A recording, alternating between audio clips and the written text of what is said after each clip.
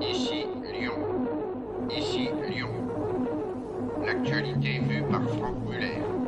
Je répète, l'actualité vue par... Bonjour à tous, Franck Muller, ici Lyon. Nous sommes samedi 19 juin et je vous souhaite la bienvenue sur francinfo.fr. Ravi de vous retrouver. Merci pour votre soutien concernant les petites mésaventures que j'ai avec YouTube. Ma vidéo a été suspendue 24 heures et ils ont été un petit peu obligés de la remettre, ne sachant pas pourquoi ils l'avaient suspendue. Oui, bien sûr, si on parle du mouvement LGBT ou si on parle du genou à terre pour la repentance de l'équipe de France, c'est sûr que ça prête à confusion. D'ailleurs, tiens, les footballeurs ont fait match nul contre l'équipe de Hongrie.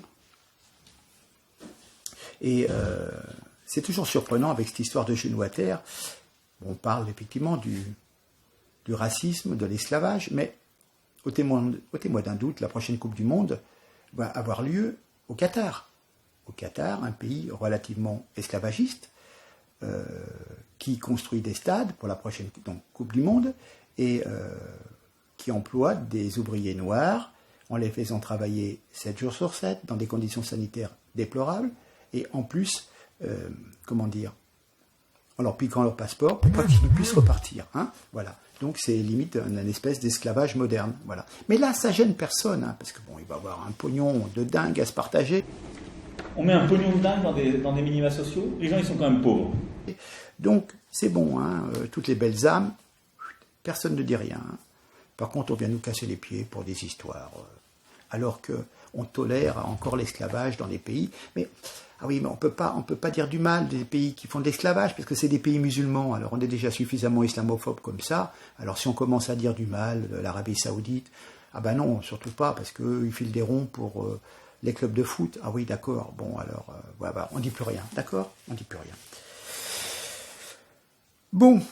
Ah ben tiens, en parlant de noir, on va parler de Assa Traoré, qui a annoncé sur sa page Facebook un partenariat avec la marque de chaussures et de sacs à main de luxe Louboutin à l'occasion d'une campagne pour l'égalité et la justice pour tous.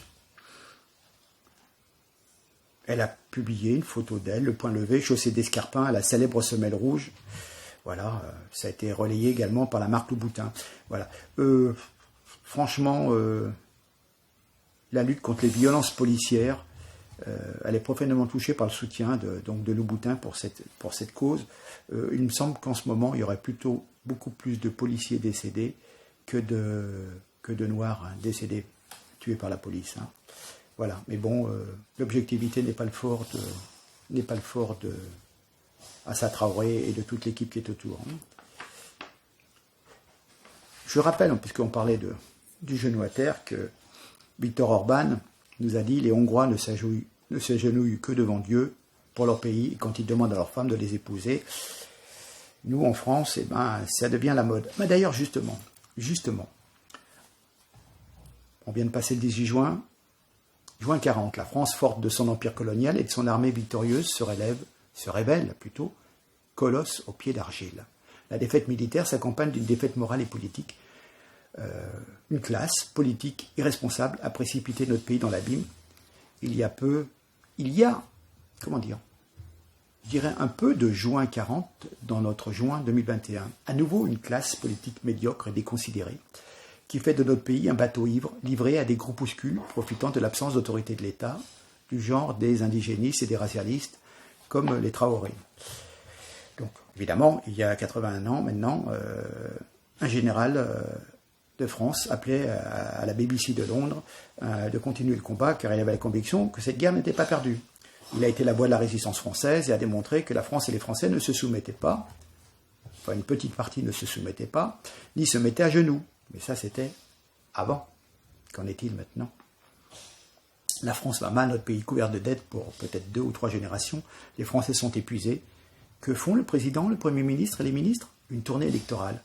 Décidément, nos gouvernements ont depuis longtemps dépassé toutes les bornes. Voilà. Je me suis aperçu que pas mal de gens se plaignaient de ne pas avoir reçu les professions de foi des candidats pour les régionales de demain. Alors, j'ai eu une petite anecdote d'un collègue qui se reconnaîtra, Gilbert, que j'ai sur Facebook. Il écrit hier au pied de l'immeuble, je trouve ma factrice en larmes, je cours à son secours. Ça ne va pas? Tout connement, elle venait pour la 2e fois de se faire piquer son vélo avec tout le courrier. Et nous sommes dans un secteur hyper tranquille, Lyon 8e. Il y a certains secteurs où bientôt, à Lyon, il faudra faire la distribution en fourgon blindé. Voilà. Et donc, ne vous étonnez pas de ne pas avoir reçu vos papiers électoraux. Entre l'organisation et les vols, je ne vous dis pas. On va parler un petit peu... on va parler du grand Jean-Luc Mélenchon, tout enfariné, qui nous dit, qui avait tweeté, je crois que c'était le 13 juin, écoutez bien, nous avons dit depuis le début qu'il fallait une solution politique au Mali. Oui, il aurait fallu dire depuis le début quels étaient les objectifs qui permettaient un retrait de notre armée. Le Mali appartient aux Maliens, pas aux Français. Mais tout à fait. Si le Mali est aux Maliens, c'est bien, mais il faut qu'il aille jusqu'au bout de sa pensée. Le Mali aux Maliens et la France aux Français. Un peu de cohérence, ça ne ferait pas de mal en ce moment. Autant vous dire que combien nous avons de Français au Mali? 2000, 3000, 4000? Si vous voulez, on les échange. On a peut-être 80, 100 000 Maliens en France. On vous les renvoie. Et puis vous nous rendez les militaires français. Et puis vous vous débrouillez. Ok? Normal? Normal. On va parler un petit peu de santé. L'Organisation mondiale de la santé étudie les informations sur des cas de myocardite chez certains patients ayant reçu le vaccin Pfizer-BioNTech contre le nouveau coronavirus annoncé ce lundi 14 juin la sous-directrice générale de l'OMS, Mariangela Simao. Nous sommes en train de suivre la situation, de recueillir les données. Nous vérifierons si la myocardite constitue ou pas une conséquence de la vaccination. Voilà. Elle a promis que l'OMS reviendrait sur ce sujet lorsqu'elle aurait toutes les vérifications scientifiques nécessaires. J'ai une abonnée de ma page Facebook qui m'a écrit, qui m'a dit j'ai l'impression que c'est plutôt aussi vite que possible et aussi lentement que nécessaire. Oui, bien vu, bien vu, bien vu, bien vu. Comment dire? Drame de l'immigration. Allez, 2 petites nouvelles. C'est paru le 15 juin, donc ça doit parler du samedi dernier. Une jeune femme chargée de veiller à la sécurité des baigneurs à la plage de l'Escale Borelli à Marseille a été agressée sexuellement par 2 hommes. 25-28 ans. Ils auraient d'abord grimpé sur la chaise vigie où la jeune femme était postée avant de lui faire subir les attouchements, notamment à la poitrine, et de la prendre en photo, là, sans que personne n'intervienne, bien entendu. Alors qu'il effectuait sa ronde habituelle, c'est un policier de l'unité de sécurisation et de prévention du littoral qui a finalement porté assistance à la jeune femme en pleurs au pied de sa chaise. Les 2 suspects, repérés non loin, ont été interpellés quelques instants plus tard par 2 policiers maîtres nageurs. Particulièrement violents, les individus auraient tenté de s'enfuir à plusieurs reprises. Jusqu'à leur transfert au commissariat, un policier a même été blessé. Voyez. L'un des 2 suspects, qui faisait l'objet d'une obligation de quitter le territoire, a été déféré et jugé en comparution immédiate lundi. Le délibéré n'était pas encore connu. Obligation de quitter le territoire. Et autant vous dire, ne cherchez pas à savoir la nationalité de la personne. Par contre, là, j'ai la nationalité. Vendredi 11 juin, une femme de 91 ans est décédée à la suite d'un cambriolage. C'était dans le Parisien. Le 10 juin dernier, une de ses connaissances, venue lui rendre visite, découvre la victime dans son appartement, proche de la place d'Italie, dans le 13e arrondissement de Paris. Le corps marqué par son agression, mais encore vivante, transportée à la Pitié-Salpêtrière, placée sur respirateur artificiel. Elle succombe à ses blessures le lendemain. On déplore notamment un traumatisme crânien, plusieurs fractures et hématomes, et même les traces d'un viol, selon une source policière. C'est une dame qui se déplaçait en déambulateur. Je ne sais pas si vous voyez, avoir osé avoir un rapport sexuel avec une dame de 91 ans en déambulateur. Voilà. Au domicile, les policiers établissent quelques faits, relèvent des indices. L'agression serait intervenue entre 4 et 7 heures du matin sans que personne n'entende rien. Et le 15 juin, un SDF d'une 20aine d'années était arrêté à Sarcelles, selon une source policière. Il s'agirait d'un individu d'origine pakistanaise. Ces empreintes correspondent à celles retrouvées dans l'appartement de la victime. Voilà. Ce monsieur est connu des services de police sur plusieurs alias, change très souvent de date de naissance. Les analyses sont en cours pour l'implication dans un possible viol et on ne sait pas encore de quelle manière le cambrioleur a fait irruption dans le logement. Je voudrais terminer par de la musique. Marlène Schiappa, allez, on va partir comme ça, allez, on va faire tourner les serviettes. Marlène Schiappa qui après l'incompétence, tombe dans l'inconscience ou je ne sais trop quoi. Mais bon, c'est assez sidérant de voir tous ces ministres qui sont un peu dans la débilité. Hein. Rappelons-nous de Dupond-Moretti la dernière fois. Je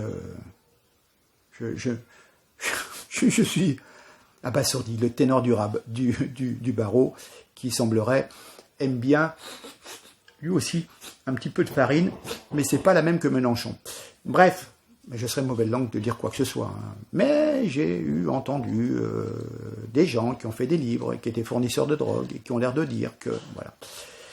Donc voilà, et puis Marlène Schiappa, bon voilà, qui fait de l'animation pour les régionales, pour le candidat Saint-Martin, qui mène la liste parisienne. Puis voilà, on vous la passe, et puis voilà. Hein. Mais bon, ça nous fait tout. Enfin, je veux dire, c'est quand même un manque de professionnalisme, quoi. Déjà qu'il y a 20 ans, ils nous faisaient plein de conneries, les mecs, mais alors là, tout est dans l'apparence, rien de concret, et ça, c'est spécial quand même. Hein. C'est assez spécial. La communication de la communication, mais bon, à un moment... Enfin bon, allez. Je vous laisse, en tous les cas. Je vous souhaite un très bon dimanche, et puis on se retrouve lundi ou mardi. En tous les cas, abonnez-vous. francinfo.fr. Sinon, si jamais YouTube veut couper, ça va mal aller. Merci, à très bientôt. Au revoir. De France qui va s'enflammer. Votez Laurent, votez Laurent, allez, allez. Quand le parc floral se met à chanter, et la surprise de joie, ce sera Laurent. Saint-Martin, Laurent. Saint-Martin, Laurent. Saint-Martin, Laurent. Saint-Martin. Est-ce qu'il y a des jeunes avec Macron ici?